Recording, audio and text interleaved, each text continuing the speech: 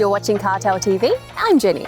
A few weeks ago, I reviewed the hybrid version of the Kia Niro, and I may have complained once or twice about it not being the EV version. Did you know that sometimes the universe listens to poorly veiled whinging and rewards you with the object of said whinging? That's how the law of attraction works, right? That object, i.e. the EV Niro, well, it is a whole step above its stablemates and one of the best cars in its EV class for a while now. However, it's also a lot more expensive than the hybrid version. I said I'd like to test that one, and it appears someone was listening, because that's it, right behind me. Now, the EV version has a lot of similar features to the hybrid that we just did, but it also has a few that set it apart. So let's see if it's actually worth the money. In terms of exterior design, it's very similar to the Niro EV, but not the same. There are some differences in the trim level, but the main one is in the grille, or lack thereof. For all my raving about the EV, I still prefer a real grille on a car. This kind of reminds me of the first generation Kona with those dimples. Other than that, the trim level difference is obvious in some points, like these chrome details, different DRL design, and a different set of 17-inch wheels. These things aside, the Niro gets boxy styling and headlights that are a little outdated, which is not really surprising considering the model. While new to us in Australia, has been around elsewhere for a few years now. In fact, I'd expect a new one relatively soon. Now, the side definitely has some flavour. Whether it's a flavour I like, the jury's still out on that. And I really can't say that I like the front with that cover where the grille should be. I get it, you don't need the air intake and it improves aerodynamics, but honestly, can we come up with a better solution than just something that looks like a piece of plastic slapped on the front? Okay, grillless rant over, because we're moving on to the positive. The main reason we love the Kona Electric is also in the Niro Electric, and that is the powertrain. The 64 kilowatt electric motor produces 150 kilowatts and 395 newton meters of torque from 0 to 3,600 revs. Yep, from 0. I know that 150 kilowatts in a car of this size doesn't seem like anything spectacular. But 395 newton meters paired with an inherent feature of electric motors that provides the push instantly is really difficult to explain if you haven't driven one. I'll tell you more about that in a minute, but for now, let's talk about charging times and range. The most basic AC charging option juices up the car in about 29 hours. Not joking. This automatically means you need an upgrade. A 7.2 kilowatt charger juices it up in 9.5 hours, which is a more practically acceptable time. However, if you go with DC chargers, the 50 kilowatt one takes 1 hour and 15 minutes, and the 100 kilowatt charger just 54 minutes. These figures for the DC chargers are given for a charge to 80%, mind you. Official range is 455 kilometres, so you could easily expect 400 kilometres. And that's pretty good, but don't forget there are also lots of factors that can affect the range of your vehicle. The drive mode you select will instantly affect the range displayed on the dash, but also things like using your climate control will also instantly change your range. Add to that the fact you can really extend range with the regen braking, so you can really take control of how much range you get from your Niro. If you haven't driven an electric car, let me try and explain what 395 newton meters from an electric motor feels like. Okay, so let's take for example the BMW 330i, which is a fairly sporty car. Now, its very top torque, which is quite high in the rev range, is 400 newton meters. Now, you get that instantly with this Niro EV. So you press the pedal, the engine takes some time to rev up, there's that slight familiar delay, and the BMW flies off after that.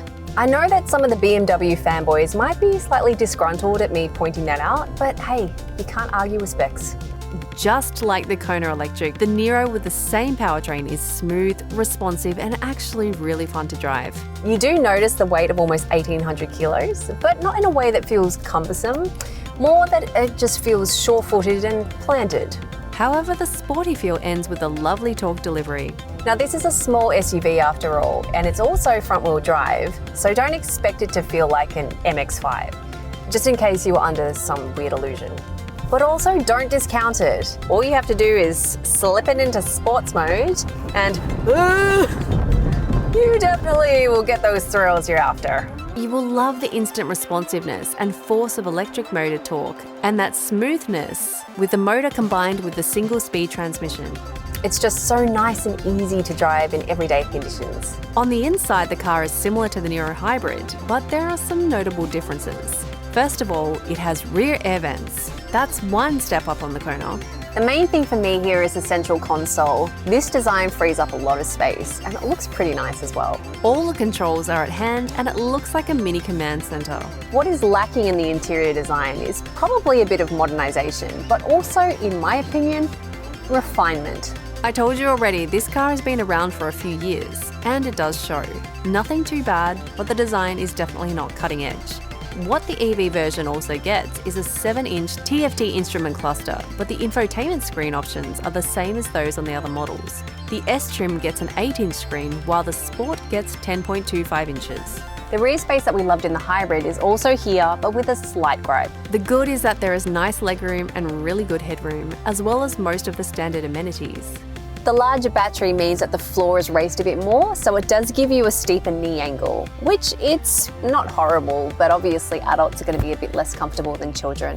The second row splits and folds 60/40 for more space. The boot has the capacity of 451 litres and it goes up to 1,405 litres with the seats folded. Just like every other Niro, this one also gets ABS, electronic stability with traction control, hill start assist, vehicle stability management, AEB, forward collision warning system, lane keep assist, lane follow assist, reverse parking sensors, rain sensors, rear view camera, and rear occupant alert. The higher trim of the two gets blind spot detection, rear cross traffic alert, LED headlights, and high beam assist. The electric gets driver attention alert and smart key with push button start as standard. The latter available in the plug-in hybrid in the Sport trim. Now, the Kona Electric is one of the best cars in its class, and this one may actually have a few features on top of that. And it also has that amazing powertrain. I actually think there's a bit more rear space in the Niro. The central console and the space there is just great, and it gets the most common tech features. However, it does come with the baggage of being an older model. It doesn't look hugely outdated or old, but obviously it doesn't look like the latest model because it isn't. Which brings me to the price. Its biggest problem. You need $67,000 for the Niro Electric, and that is a lot for a model that is not really all new. Sure, electric cars are more expensive, but the latest electric Kona looks more modern, and they're both actually quite close to the Tesla Model 3. I think that the biggest issue for the Niro is that everyone expects there will be a new Niro relatively soon, and that the Kona Electric simply looks like a newer car for similar money and the same amazing powertrain. The decision will be in these small differences. Do you prefer more modern looks, or do you like a bit more space inside and the quirky console? Now, the choice is up to you, but neither of these cars will disappoint. Thanks again for watching CarTell TV. Like and subscribe to the channel, and head over to the socials. We're going to be engaging with lots of content, and we look forward to seeing you in the next review. Peace.